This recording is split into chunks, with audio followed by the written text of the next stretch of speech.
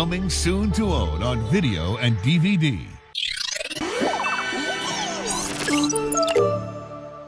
You control the battle. Part of the new LEGO Star Wars collection. Each set sold separately. It's Kids Bop 20 with some of today's hottest songs, sung by kids for kids. Oink, oink, zoo pals. Buzz, buzz, zoo pals. This Disney DVD is enhanced with Disney's Fast Play. Your movie and a selection of bonus features will begin automatically. To bypass Fast Play, select the main menu button at any time. Fast Play will begin in a moment.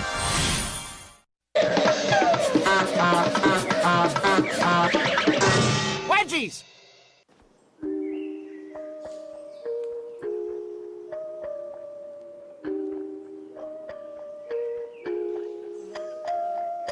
In my opinion, the 2000s was the best decade because we had future technology, but it hadn't yet become so commercialized and subscription-based. Yes, of course I'm biased as someone who grew up in this decade, but come on. Have you ever heard of silly bands? They were so silly it's not even funny. Or what about Blockbuster? The sheer euphoria of going over to your friend's house after school to stay the night, but before you get there, you stop at a Blockbuster to pick up a few movies and then at the Little Caesars to get the pizza. Actually, my town didn't have a Blockbuster. We had our own local place, but same concept. The 2000s was such a blast of creativity and experimentation, but most importantly, we had a culture that really felt like it belonged to us, you know? I crush the alien. Well, I crush the alien. It's sad because when you look at teen culture today, it seems almost non-existent, at least here in America. Let me tell you the story. When the level 600 school Giot walked past me, I was in class drinking my Grimace Riz shake from Ohio during my Rizonomic class when all of a sudden this crazy Ohio Bing chilling Giot got sturdy past my class. Like, I can't even criticize it for being bad or anything because there's nothing to criticize. And that's what I want to talk about today. But before we get to that, I want to announce that as of right now, as of this video, the Patreon is back up. It's pretty much the same, you know, with the same tiers, same benefits, same prices. I will probably make a full community post about it, so be on the lookout for that. Anyways, it's time to figure out why teen culture just suddenly disappeared.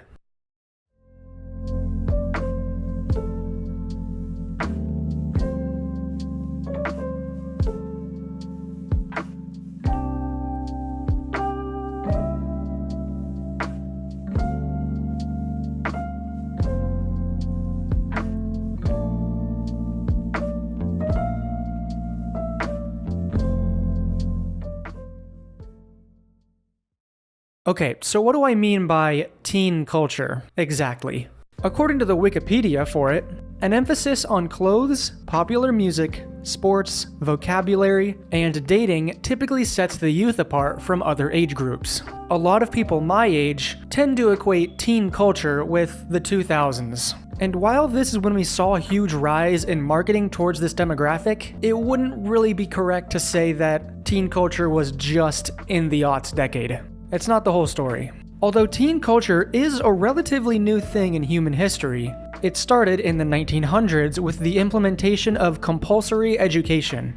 Compulsory education basically means the government steps in and says, hey, your kids have to go to school, we demand it. Yeah, this didn't happen in America until the 1920s. So with kids now going to school and interacting in a more structured, consistent environment, something unexpected happened. For the first time ever, kids and teenagers started to develop their own culture. Now, you have interests being shared between broad age groups, rather than being dictated solely by race, regionality, or social class. Cultural differences still existed between these divisions, but for the first time in America, there was a real connection shared by everyone of a certain age. And I remember this as a really powerful thing when I was in school. I mean, the book fair, right? Just about every school had a variation of this, encouraging kids to read books. But you got to interrupt the entire school day and go to the gym and just buy cool shit. Because they didn't just have books. They had piggy banks with digital locks, diaries, toys, everything. Even the books got a certain spotlight by us internet-addicted kids, which was really impressive. I remember when Diary of a Wimpy Kid was coming out. This was like the thing back then. And when the third wheel came out... Oh, good. Why, that's very good. Yes, I like that. Oh my god, the school had to order more books because every single student wanted one. They didn't have enough for everyone. The point is, these commonalities allowed us to create our own cultural identity. In order to describe what teen culture really is, you have to isolate and analyze a particular era of that culture. I'm a 2000s kid, so teen culture for me is 2000s core. Disney Channel.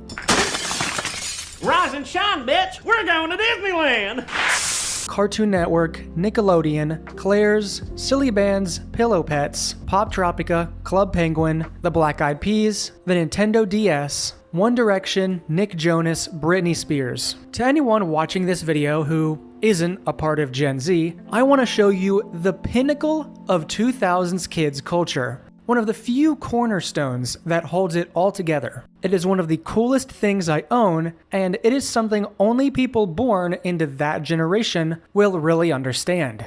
A lot of you may remember the hit movie Shark Boy and Lava Girl. Mr. Electric, send him to the principal's office and have him expelled! Released in 2005. While this is a cultural phenomenon in and of itself, for every person who dreams up the electric light bulb, there's the one who dreams up the atom bomb.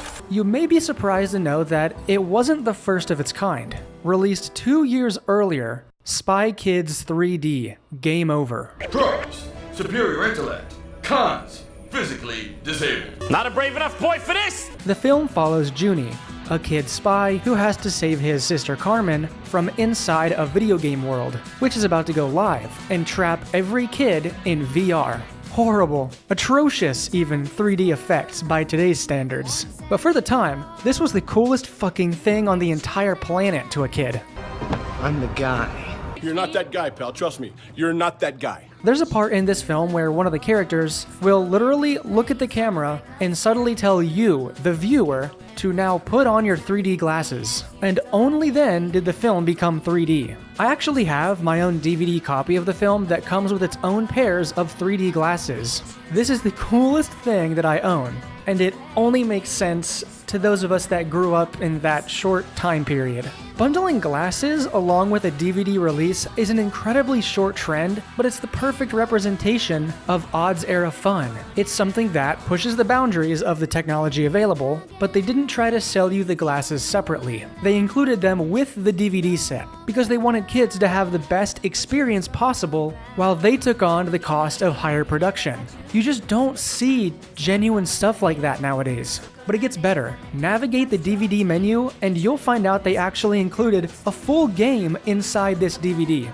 I'm serious. You use your TV remote to move up, down, left, and right as you're in this Mad Max-esque race from the movie. It's pretty low quality by today's standards, of course, but for a kid, this was amazing. There's even a point in the movie where they mention Halo, like by name, and they talk about its mechanics. It just blows my mind that this thing actually exists. Again, an explosion of future technology, but it hadn't yet become so commercialized and subscription-based. Now I know that point is debatable among people. 2000s culture is very, very commercialized when you look back on it. Like they were just selling that stuff to kids all over the place. But it felt more like they had a genuine thing to sell because they believed in it and thought it was cool. No, just about every industry had creativity just pouring out of it. Literally every company and studio was some kind of trailblazer. Boy bands were exploding in popularity, Pixar was pumping out banger animated film after banger animated film, video games were being revolutionized, the internet was constantly changing and evolving every new year, with new and exciting opportunities. Suddenly you are watching a bunch of awkward 20-somethings become internet celebrities overnight. If you were born between 97 and 2012, you were able to catch a glimpse of this phenomenon, officially labeling you as Gen Z. Compare the creativity of the Gen Z era to what we have now, and it's no wonder Gen Zers are so hopelessly nostalgic, as now we feel the need to combat the ever-aching dilemma of loss and creativity, as this Vanguard blog puts it.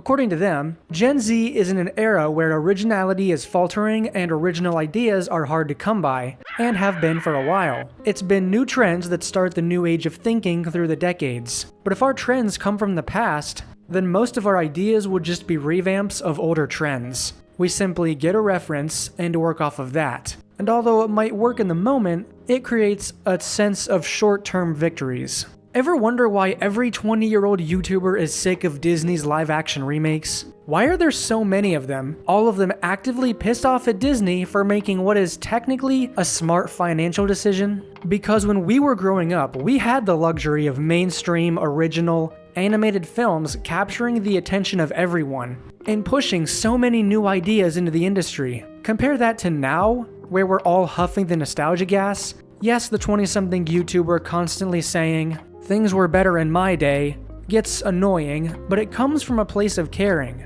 We just want the new generation, Gen Alpha, to be able to have their own cultural identity like we did, no matter how weird and nonsensical it was. Once Gen Z enters the entertainment industry, you're going to see a lot of 2000s nostalgia, especially with studios like Disney and DreamWorks starting to remake their 3D animated films. Cartoon Network sees the writing on the wall and are already facilitating that 2000s nostalgia returning with Adventure Time, Regular Show, and Gumball revivals in the works. But if any Disney rep is watching, I have an idea for you. Animated remakes. Take your live-action franchises and retell those stories in their own animated style. The adult animation market is massive, and you will get free online marketing if you make something halfway decent. I don't understand why this hasn't really been done already. But okay, we're getting off topic here. What you really need to know is, when people refer to teen culture, they might be referring to 2000s nostalgia specifically. That's just how most of us experienced this connection. But what I really mean by the erosion of teen culture is the loss of places, celebrities, products, and language that is unique to the demographic of 13 to 17-year-olds today. This brings us to the first reason there's a lack of coherent culture surrounding the current younger generation, because there is definitely more than one reason. We'll go over every proposed reason or theory as to why this may be happening, or at the very least, we'll go over some of the major ones. And you may believe some and not others, or you might think that they all have some nugget of truth to them. But okay, on to the first.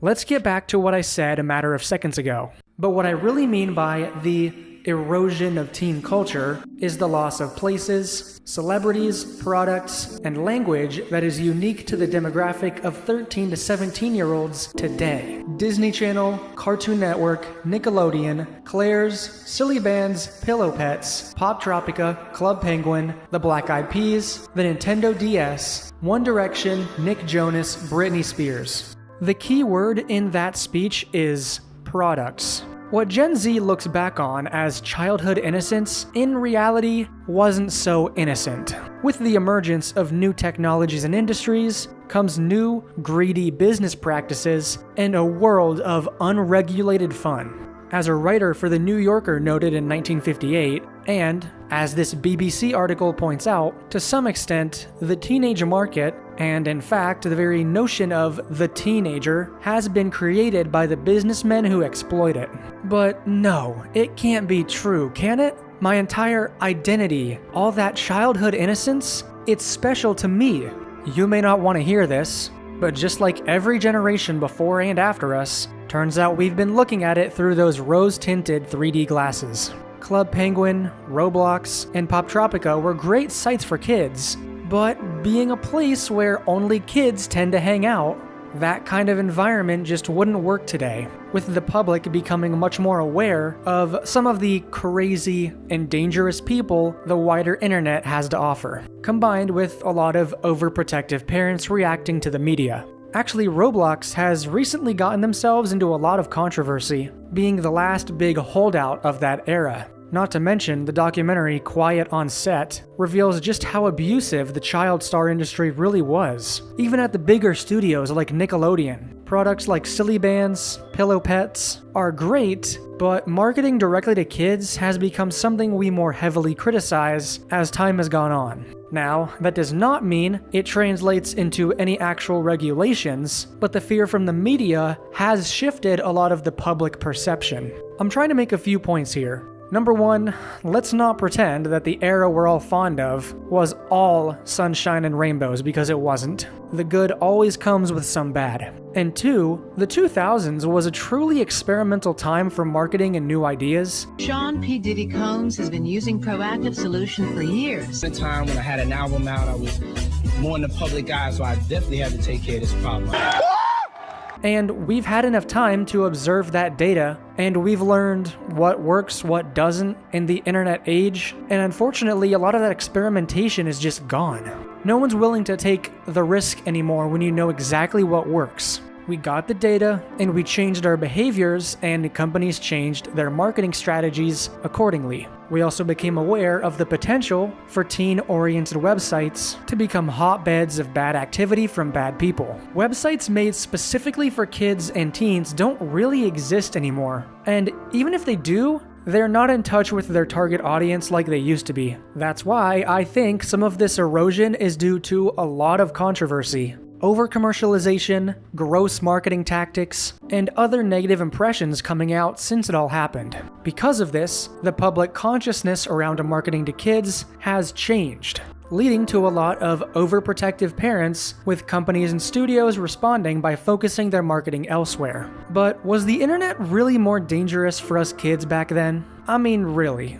It's hard to say. The laws haven't kept up with technology, and everything has been taken over by algorithms. The worst thing about all of this is that all those fear tactics didn't even work, really. TikTok and YouTube kids are so much worse than the stuff we had back in the day. Nevertheless, I think it's because of this shift in our way of thinking and behaviors that caused cool new trends like these to fizzle out. Another reason suggests that modern technology is guiding adolescents in a direction that doesn't support them having their own culture, or even their own identity. For this theory, I've pulled a lot of the information from two sources: this Volt magazine article published in 2022, and this DazedDigital article published in 2023. Quote, "Our main source of inspiration normally comes from the older kids around us, like our siblings, who show us what is popular among their peers. As younger kids, we try to copy them by stealing their clothes, using their slang, How do you do, fellow kids? or imitating their body language. The act of mimicking the behaviors of older kids is still a common occurrence, but with the introduction of social media, it has become a lot easier for a preteen to absorb the behaviors of people who are in their 20s and 30s. The things we used to associate with teenagers, such as acne and braces, are hidden behind filters and makeup. It has also become much more difficult for youth to act their age, as the pressure to keep up with appearances and social media increases. The younger generation is maturing much faster than any other generation before them, and are spending the most carefree years of their life pretending to be an influencer or celebrity. As its own cultural group, tweens have always had their own market with stores like Claire's and Justice to cater to their every bedazzled need. Every Christmas, I would ask for something from these stores and I would save up my allowance so I could buy a pair of cherry earrings or polka dot leggings. The stores that bankrupt 10-year-old me have now either filed for bankruptcy or shut down altogether. And you might have noticed that brands previously marketed to teenagers are selling clothes that are smaller and smaller to expand to this demographic. It is almost impossible to walk into a Garage or Brandy Melville store and buy a full-length shirt. Companies have shifted their marketing to target individuals ages 10 to 24 and are now viewed as one demographic group because the interests and behaviors of adults and preteens have become identical." Unquote. I also want to read you this quote from our DazedDigital article, because I think it sums up the current situation pretty efficiently. Quote, "Let's not be naive about the fact that teen-focused media was a capitalist project to sell everything from clothes to makeup to entertainment directly to the consumer. As there are far fewer ring-fenced spaces dedicated to them and their needs, the power of teens as a consumer group is disappearing. We're seeing teen girls comparing themselves, their lives, their bodies, their experiences to people who are in different life stages and life phases compared to them, unquote. Can I just say, I'm kind of put off by this whole phenomenon. Sure, a fundamental aspect of teen girl culture has always been buying the makeup, making that transition into adulthood, but the way teen girls and adult women are homogenizing into one group is a dangerous and slippery slope. On one hand, you have young girls acting like 30-year-olds on social media, posting things they absolutely should not be posting, and drowning in their own body dysmorphia. Not only are young teens moving to be interested in adult things, adults are now becoming nostalgic for their own teen years and reintegrating themselves into teen culture, further homogenizing these two demographics, aka the obsessive parent involving themselves in their children's drama because they remember going through petty high school drama and secretly want to be part of that world again to escape the monotony of adult life. I don't know if I'm alone in this, but it is kind of icky thinking about how a lot of teen shows now are just made for adults. When I was growing up, teens watched Liv and Maddie, Good Luck Charlie, and Dog with a Fucking Blog. There is something very important that I need you to understand. Now, you have shows like Euphoria, and while it's been gone for a little while now, 13 Reasons Why, being about sex, drugs, and glorifying suicide. That's just... Okay, maybe these shows aren't made for teens, I hear you say. In which case, that's even worse. It's a show about teens, glorifying teens, sexualizing them, but made for adults? Yeah, it doesn't take a genius to figure out that that's not right. At the very least, it's just depressing. So, is that it? If we let kids have their own spaces, we put them at risk for abuse. But if we don't, cultures homogenize and they grow up too fast? Is there really no actual solution here? Well, there's a few more elements I want to call attention to. And the first is cancel culture. I'm someone who is slowly kind of turning against cancel culture in general. Yes, canceling dangerous people to make sure they can't be influential ever again is important, and I still mostly stand behind that. But there's always a negative side effect to these things. In this case, I think cancel culture is forcing kids and teens to try and skip past their awkward phase. Everyone needs an awkward phase. It's how you really learn what to do and what not to do. It's also where you make a lot of your friends who are also going through this same awkward phase. But now, in a world where everyone's got a million eyes on them, there's a conscious attempt to suppress that side of yourself more than ever. Cancel culture, good for making sure dangerous people never come back. But as a side effect, the younger generation has this lack of free expression and a homogenized idea of what you're supposed to be like. There's no exploration of identity, no creativity. I mean, look what happened to me, for example. You could say, in a way, my sex education videos were a representation of my awkward phase, expressing my frustrations with the lackluster sex education scene. But because I publicly went through this period of awkward but important discussions and growth for myself, I got quote-unquote canceled, technically speaking. People need to be able to have these awkward phases. It's necessary for development. I'd like to read this comment from user Thomas Lehman 9487. I made a community post asking, what happened to teen culture? And this user says, quote, I think it is in part due to the internet. As many other comments have said, sure. But an interesting thing to notice is that in countries like Japan, they undoubtedly do still have their own culture for teens, with manga made specifically for child boys, child girls, teen boys, teen girls, adult men, and adult women. It's a Western thing, more than likely due to the largest companies in the world, entertainment and tech giants, no longer creating products that cater to specific audiences, but producing products that are meant to appeal to the widest possible general audience for maximum profits. And this user has a great point. On top of companies no longer really appealing to the teen demographic, they've also shifted their focus away from appealing to any specific demographic at all. Because after studios like Marvel and Illumination started pulling in billions of dollars with each of their franchises that appeal to everyone, pretty much every other Western company and studio followed suit. It's nice to know that this hasn't yet happened in Japan though. It sucks to admit it, but as I proved earlier in this video, a lot of our nostalgia is just corporate marketing. And when the marketing dried up, so did our culture. So, who's marketing to our teens now? Who is driving the zeitgeist? Algorithms that cater to your specific interests, creating a lot of weaker subcultures rather than one strong unifying identity. You could argue that teens do have a culture, but it's been splintered to hell and back.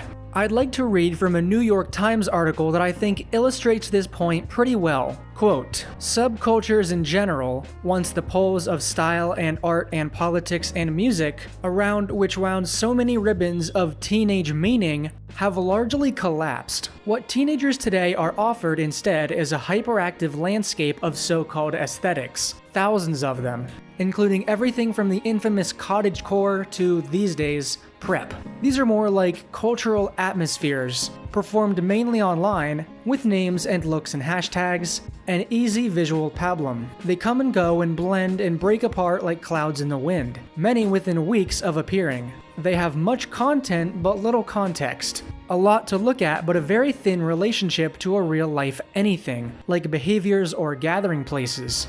On one end, even a distinctly in-the-world subculture, like, say, grunge, can be reduced to a vibe packet of anodyne references, cigarettes, grimy things. On the other, a mere mood tone can be elevated to something offered as lifestyle. There are girls who enjoy the color red and a certain Euro effortlessness, and they are called tomato girls, while others who prefer white are called vanilla girls. If 24 things on a Pinterest page feel as if they go together, chances are someone, even just as a lark or experiment, is calling it an aesthetic.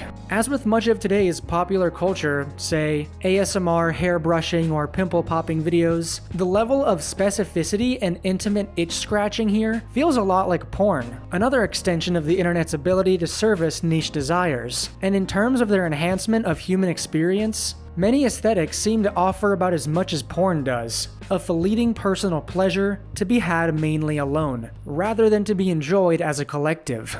It's sad when you realize this group going through the trenches of puberty don't have one unifying culture to tie everything together, ensuring they can lean on and support each other, because that's something that demographic needs more than anyone. But maybe this splintering was always bound to happen, and in some sense, isn't all bad. The DazedDigital article from earlier points out that what we remember as teen culture, in actuality, was a pretty small niche. This article focuses on just teen girls, but I've modified the language to describe teens in general. Quote, "It could be that we're seeing fewer representations of teenagers in pop culture because, as a group, they're increasingly less homogeneous, therefore harder to depict, than decades past. Many of the teen spaces of the 90s and 2000s spoke to a very straight, white, thin, financially well-off, and cisgender audience, with shows like Sabrina the Teenage Witch, Dawson's Creek, The OC, and Gossip Girl reinforcing these stereotypes, and, in many cases, crises about teens' appearances, with eating disorders rife among young people. As the developed world increasingly abandons its traditional view of gender roles and gender is seen as a construct, with rising levels of gender fluidity and young people identifying as non-binary, could this make the idea of teen culture entirely redundant, or at least less formulaic? Although there's still much further to go, there have been some positive steps forward for young men and women, such as the body positivity movement of the 2010s. As young people become more open in terms of sexuality, gender, and self-expression, perhaps representation isn't the end-all be-all. Perhaps this splintering of culture isn't really the doomsday we've all made it out to be. Yes, it seems chaotic and disorganized now, but once these teens grow up, there will be major players that stick out to them when they think back on their childhood. And who's to say that Hak Tua won't be the next Katy Perry? Could happen. I'll be the first to admit, this video will probably come off as messy and jumbled. Even just writing the script, I can kind of tell that that's what's gonna happen. Trying to analyze the disappearance of 2000s culture into the 2010s and using that information to describe the broader issue of lack of teen culture in general is not a straightforward task. This will be a video you will probably have to watch multiple times, and you'll come away with a different conclusion each time. But out of this mess of a script, I think we can come up with a hopeful prediction for the future. With the death of 2000s culture, we became more aware of gross marketing tactics from large corporations and celebrities that weren't so nice after all. We are still dealing with the fallout, and every day we're continuing to learn of just how commercialized, capitalistic, and inhuman our culture is becoming. But people aren't really falling for it anymore. We lived in blissful ignorance as kids, we grappled with the realizations as teens and young adults, and now we have a chance to build a better system as fully grown adults. It really is up to our generation to make that conscious change. I see a future where culture returns to something genuine, ultimately removed from these mega corporations and their algorithms. Yes, culture and commercialism will forever be linked, but it could be driven by companies that actually want to improve society, rethink technology, and make our lives better without microtransactioning us at every instant. That boundless creativity that we saw could come back. We could do it again, but this time we remove the bad stuff, and we remove the mechanisms that breed the bad stuff. Who knows, we might see a complete shift to a user-generated economic and entertainment landscape. A return to smaller, local businesses, with entertainment being dominated by normal, everyday people who are held to higher moral standards than the traditional celebrity. So yes, teen culture as we knew it has disappeared, but the more research we do on this topic, the higher the chances it could come back. So thank you everybody for watching this video. It was probably pretty confusing, juggling these concepts of 2000s nostalgia, some theories as to maybe why teen culture is disappearing, and even some borderline doomer content telling you that actually you're nostalgic for a time that wasn't so great after all. But I wrapped it up the way I did because I always want to leave you with something positive. I do wholeheartedly believe that we can build a better future for future generations and future generations' culture. Anyway, I just want to remind everyone that the Patreon is back up. So if you were here for the sex ed content and you want to cancel your subscription or membership or whatever, you can do so now. Nobody paid for the month that I was gone. But if you decide you'd still like to support me and the current channel, you can do so there, now with the feature of allowing you to make one-time donations instead of using a subscription model. So, that is all from me in this video. Once again, thank you all for watching my videos and supporting me through this, rough patch footnote of my YouTube channel career. It'll get better. Also, comment below what you think happened to teen culture. Even if you disagree with everything I said, the more people we have talking about it, the more we can actually work on it. Even if you don't even think it's a problem, I want to know why. I didn't really get into the loss of third places as a factor. I'll save that for another video about the loss of third places in general. But anyway, thank you for watching. I love you all. Good night.